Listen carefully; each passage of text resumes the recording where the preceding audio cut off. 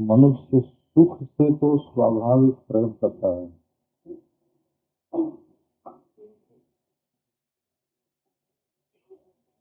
अंदर से चाहता भी है हमेशा के लिए,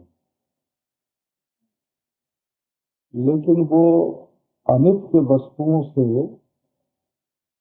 जब सुख चाहने लगता है तो उसका सुख भी अनित्य हो जाता है।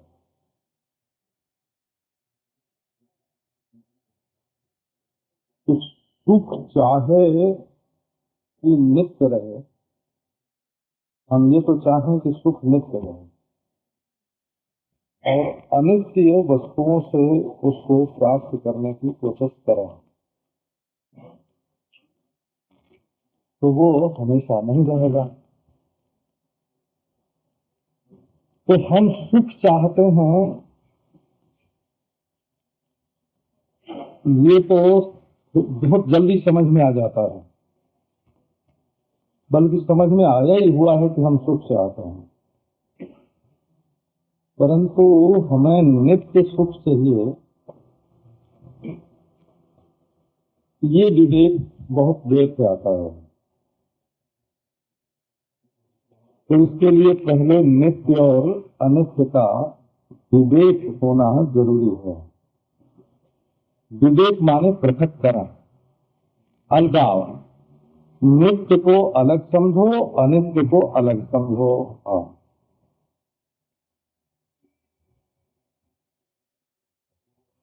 चाहते हो नित्य सुख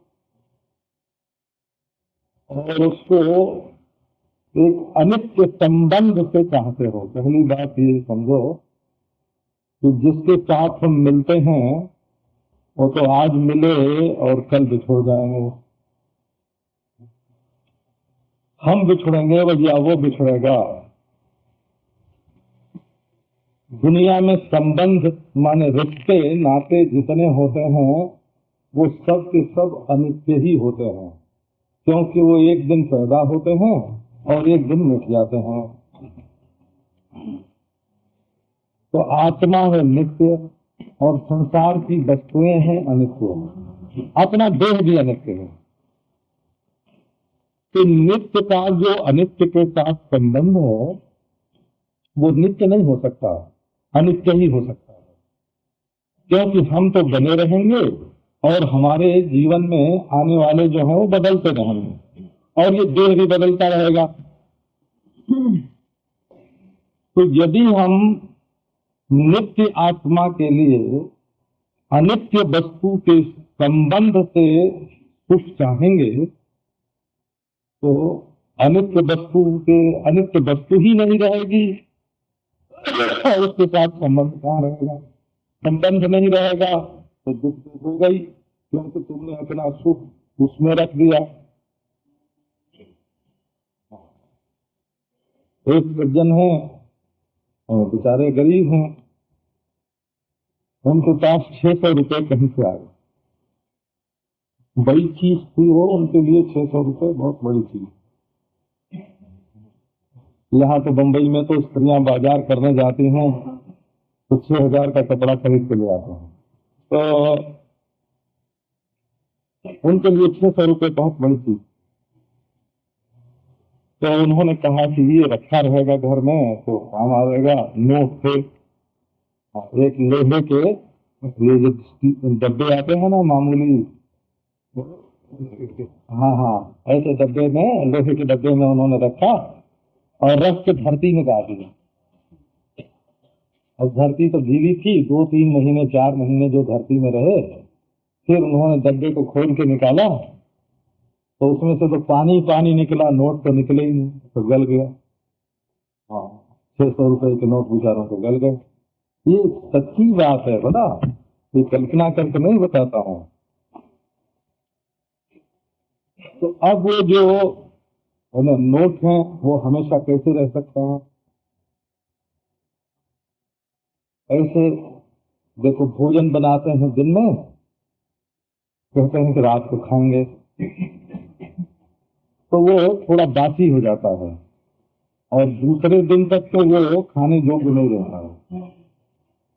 उसी अन्न से ये शरीर बनता है।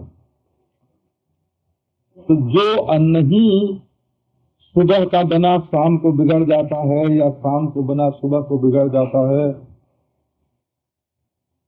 उसी अन्न से बना हुआ ये शरीर हमेशा बना रहेगा, ये ख्याल करना बिल्कुल गलत है।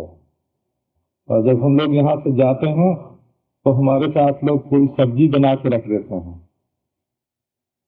और तो वो दूसरे दिन जब कोटा में भोजन करने के लिए निकालते हैं तो उसमें लस्सी है ना, लस आ जाती है और सूप निकलने लगते हैं, माने वो खाने लायक नहीं रहता है। आलू बिगड़ जाता है, लौका बिगड़ जाता है, परवल बिगड़ जाता है। अब उसी को खा के तो ये हमारा शरीर बनता है, हमारे रिश्तेदार नातेदार बनते हैं। उनको अगर हमेशा बनाए रखना चाहोगे तो कैसे बनेंगे? अनित्य वस्तु का संबंध नित्य वस्तु के साथ नित्य नहीं हो सकता। अनित्य के साथ भी अनित्य होता है, नित्य के साथ भी अनित्य होता है, और सच पूछो तो नित्य और नित्य का संबंध भी अनित्य ही होता है, क्योंकि संबंध तो अनित्य ही होता है। अनित्य अनित्य का संबंध भी अनित्य है, नित्य और अनित्य का संबंध भी अनित्य है, और नित्य और नित्य का संबंध भी अनित्य है, क्योंकि संबंध ही अनित्य है। संबंध तो पैदा हुआ है। तो जिनको वेदांत मार्ग में चलना होता है वो पहले नित्यानित्य वस्तु का विवेक करते हैं। कौन सी वस्तु है नित्य सृष्टि में? अगर तुम्हारी नित्य में रुचि नहीं होती है, अनित्य में रुचि होती है, तो समझो कि जहां तुम्हें मजा आवेगा वहां फंस जाओगे, जिसमें मजा आवेगा वही खाने पीने लगोगे। और यदि नित्य की खोज जारी रखोगे तो अनित्य में नहीं फंसोगे। तो मनुष्य के जीवन में पहले नित्य और अनित्य का विवेक आना चाहिए। वेदांत के ज्ञान के लिए ये जरूरी है कि वो नित्य से प्रेम करे, अनित्य से प्रेम न करे। जाने वाली संतो आवे जाए तो माया। तो हे साधु, हे संत, जो चीज आती और जाती है वो जादू का खेल है, वो सच्ची नहीं है।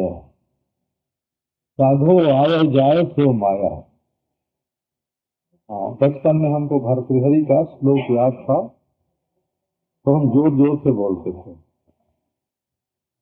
अवश्यम यातारः चिरतरमुषित्वापि विषया वियोगी को भेदः त्यजति न जनो यत्स्वयमूढम्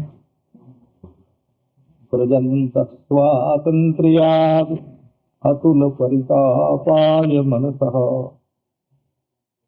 स्वयं त्यक्ता ह्येते समसुखमनन्तं विवदति। ये जो तुम्हारे पास चीजें इकट्ठी हो गई हैं, भोजन है, कपड़ा है, पैसा है, मकान है,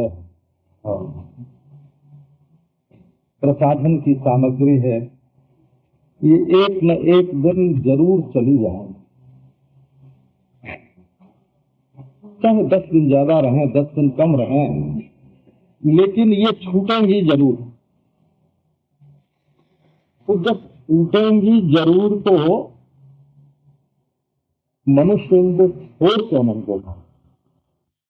स्वातंत्र्याद अतुल परितापाय मनसः। यदि ये तुमको छोड़ करके जाएंगे तो तुमको बड़ा दुख होगा। और यदि तुम स्वयं जानबूझकर इनको छोड़ दोगे तो बड़ी भारी शांति मिलेगी तुमको। हाँ, देखो अपने हाथ से निकाल के 5,000 रुपया किसी को दे दें तो खुशी होती है कि आज हमने एक अच्छा काम किया, और अनजान में 5 पैसे जब जेब से गिर जाते हैं तो पछतावा होता है कि गिर गए। तो जब छूटनी है इनको तो छूटने का मजा जैसे आवे वैसा अपना मन बनाना चाहिए। छूटने पर मन दुखी हो जाए ऐसा अपना मन नहीं बनाना चाहिए। तो जब विवेक करके रखोगे अपने जीवन में, विवेक करके, तो अनित्य वस्तु के वियोग से, अनित्य वस्तु की मृत्यु से, अनित्य संबंध के त्याग से तुमको दुख नहीं होगा। दुख मिटाने की दवा विवेक से दूसरी कोई नहीं है। नासमझी दुख है और समझदारी सुख है, क्योंकि जो दुख है तो नासमझी है और जो आनंद है सो समझदारी है। जो चित है सो आनंद है, जो आनंद है सो चित है, और जो अचित है सो दुख है, जो दुख है सो अचित है। नासमझी और दुख एक है और समझदारी और सुख एक है। समझदारी में सुख ही सुख होता है और नासमझी में दुख ही दुख होता है। हमारे पुराने महात्माओं ने कहा है, प्रज्ञापराध है वैसा दुख मिट जाए। मनुष्य जो अपने जीवन में ये अनुभव करता है कि मैं बहुत दुखी हूँ, बहुत दुखी हूँ, इसमें किसका कसूर है? ये विचार किया, इसमें किसका कसूर है? पहले हमारे पड़ोसी का कसूर है। तो वो क्या तुम्हारे प्रारब्ध का मालिक है? पड़ोसी का कसूर कैसे हो सकता है? तो बोले अच्छा प्रकृति का कसूर है। हाँ, तो प्रकृति को तुमसे कोई दुश्मनी है? अच्छा तब ईश्वर का कसूर है। हाँ, अरे ईश्वर तो तुम्हारा प्राण प्यारा आत्मा है, उसका कसूर कैसे हो सकता है? हाँ? तो दुख जहाँ पैदा होता है वहीं दुख बनने का मसाला रहता है। दुख दिल में पैदा होता है, दुख हाथ में नहीं होता हो, दुख हाथ में नहीं होता, दुख पांव में नहीं होता, दुख होता है दिल में। तो हमारे दिल में दुखी होने का पहले से कोई ऐसा मसाला भरा रहता है जो समय समय पर भभक उठता है। जैसे हींग डब्बे में बंद रखी हो और डब्बा खुला तो उसकी गंध फैल गई, वैसे तुम्हारे दिल के डब्बे में दुख बंद पड़ा है।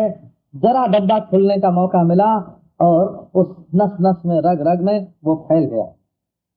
दुख की दुर्गंध पहले से तुम्हारे दिल में भरा हुआ है। हाँ, ये दुख का खारा पानी, आंसू कहाँ से निकलते हैं? तुम्हारा दुश्मन तुम्हारे शरीर में खारा पानी डाल जाता है तब आंसू निकलते हैं? तो नहीं भाई, तुम्हारे शरीर के भीतर ये खारा पानी भरा हुआ है, सब समय पर निकलता है। मतलब ये दिल में आग कहाँ से लगती है? कोई बाहर से चिंगारी डाल जाता है? अरे भीतर आग है, कभी कभी जल उठती है। ये सांस तेज कैसे हो जाती है? कोई भीतर से, बाहर से कोई मशीन चला के तुम्हारी सांस को तेज करता है? तो नहीं, तुम्हारी मशीन ही तेज हो जाती है। और ये जब तुम अनाप शनाप बोलने लगते हो बैठ के सिखाता है कि ऐसा बोलो,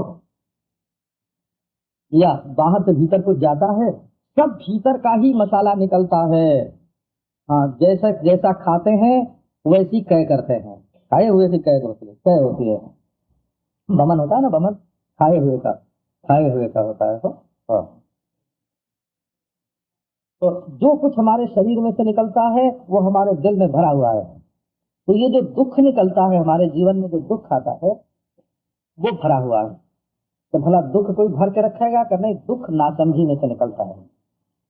या तो तुम आत्मा को नहीं समझते हो, या तो ईश्वर को नहीं समझते हो, या तो दोनों की एकता को नहीं समझते हो, या प्रकृति को नहीं समझते हो, माया को नहीं समझते हो, कर्म को नहीं समझते हो, प्रारब्ध को नहीं समझते हो, अपने दिल दिमाग को नहीं समझते हो। ये वेदांत विद्या का कहना है, आओ हम तुम्हारा सब दुख मिटा देते हैं। तुम्हारे जीवन में दुख नाम की चीज नहीं रहेगी। ये तो तुमने समेट समेट के इकट्ठा करके, जैसे गांव का ये पागल लोग क्या करते हैं, रास्ते में चलते हैं तो सड़क पर की जो गंदगी है वो इकट्ठी कर करके कोई अपने झोले में डालते जाते हैं, अपने जेब में डालते जाते हैं, अपने सिर पर लगाते जाते हैं। दुनिया भर की गंदगी वो बाहर से इकट्ठी करते हैं। ऐसे भाई मेरे, ये जो नासमझी है, ये दुख है, ये जितना कूड़ा है वो बाहर से इकट्ठा किया हुआ है। संस्कार के रूप में ये भीतर भरा हुआ है नासमझी के कारण। और इस नासमझी को छोड़ना माने नित्य और अनित्य विवेक करके दुख से मुक्त होना और सुख के मार्ग में चलना। हमारे जीवन को सुखी करने का ये तरीका है जिसको वेदांत कहते हैं, क्योंकि ये नासमझी को मिटा देता है। इस समझदारी के आने का फल क्या होता है कि हमारे अंदर राग द्वेष की कमी होती है। ये सत्संगी का यही लक्षण है, सत्संगी की यही पहचान है। यदि दुनिया में तुम्हारी दोस्ती और दुश्मनी अब बढ़ती हो तो समझना कि सत्संग का असर तुम्हारे ऊपर कम पड़ता है। अब समझो एक आदमी ऐसा है कि वो तो सत्संग में आता ही इसलिए है, तो किस लिए? तो लोगों से हमारी दोस्ती बढ़े, है ना, जान पहचान बढ़े, तो हमको कुछ मांगने का, कुछ फायदा उठाने का मौका मिलेगा। सोच लो क्या। तो जो सत्संग में आके लोगों से दोस्ती जोड़ के पैसे का फायदा उठाना चाहता है, उसके मन में सत्संग की रति, सत्संग की रुचि नहीं है ना।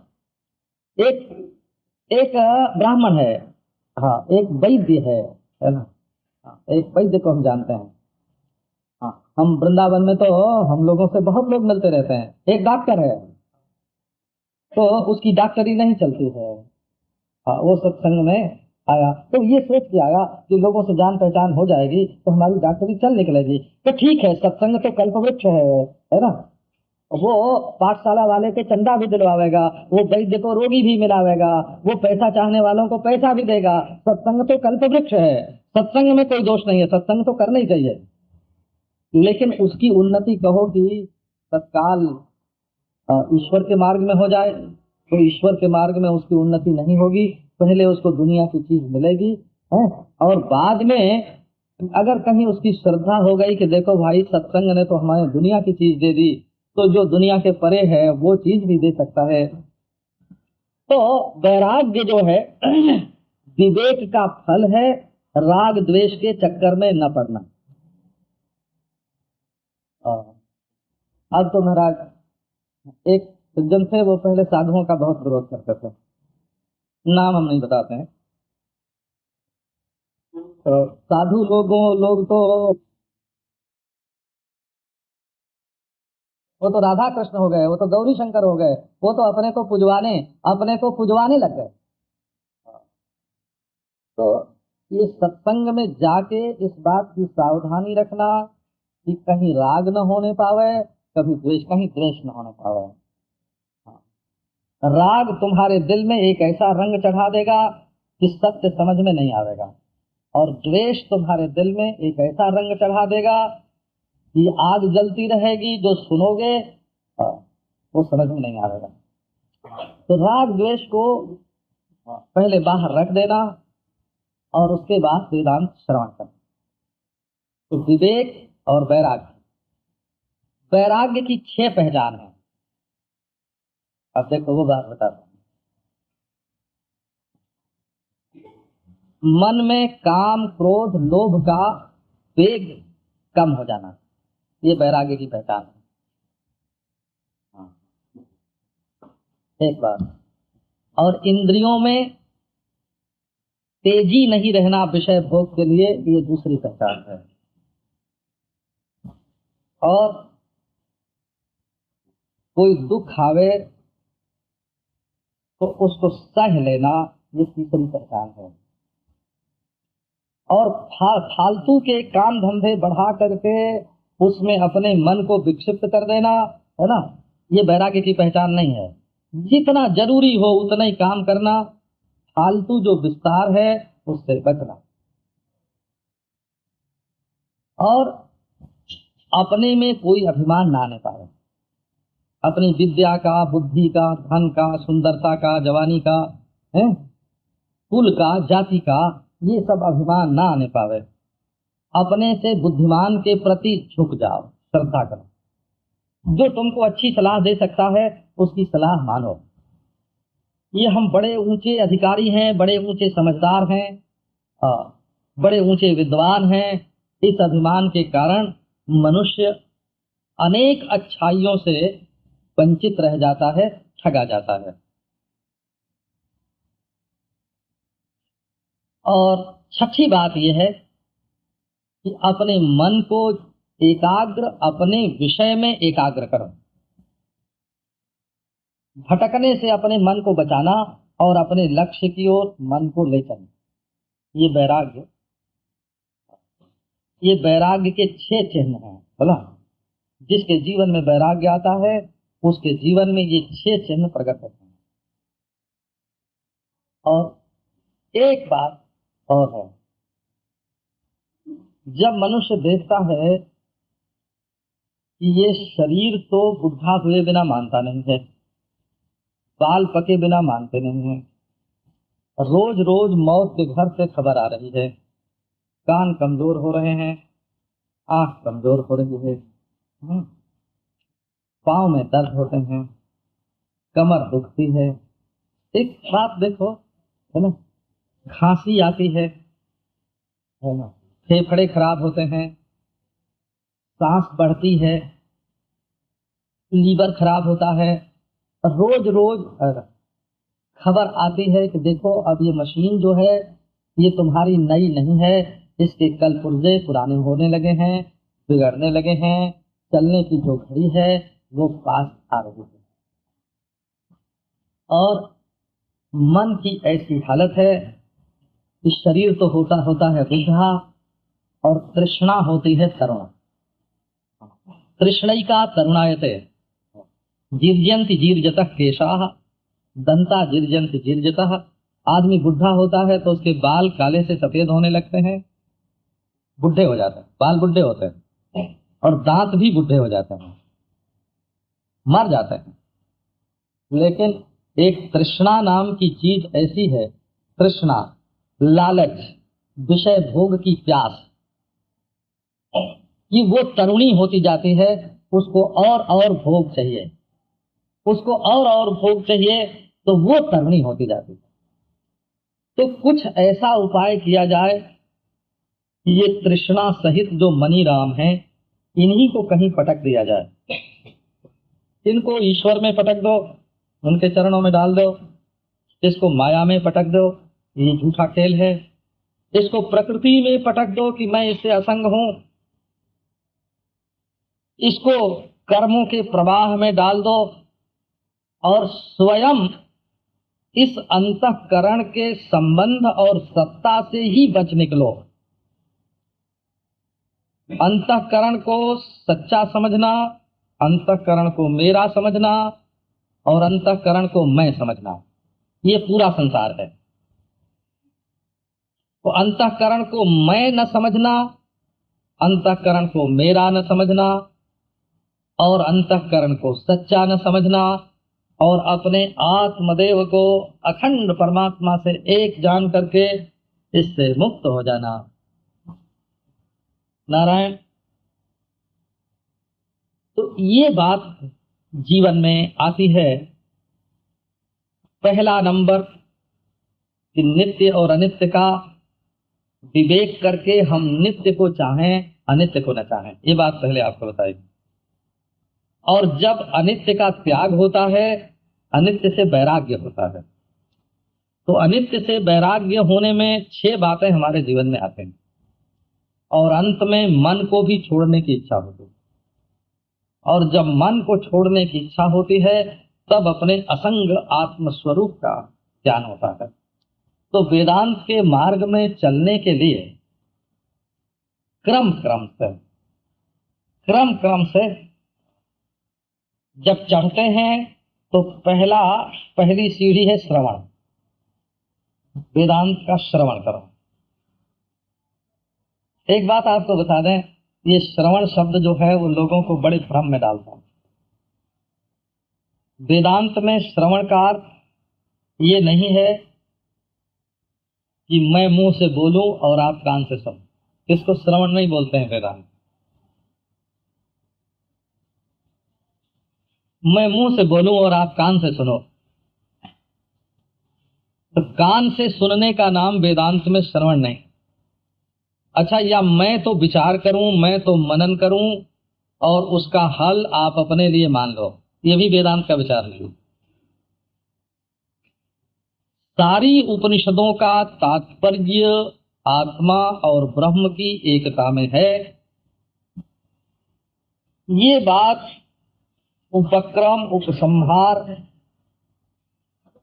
अभ्यास, अपूर्वता, फल, अर्थवाद और उपपत्ति, इन 6 साधनों के द्वारा संपूर्ण वेद वेदांत का तात्पर्य आत्मा और ब्रह्म की एकता के ज्ञान में है। इस बात को बिल्कुल निश्चित कर लेना, इस निश्चय पर पहुंच जाना, इस बात को श्रवण बोलते हैं वेदांत में।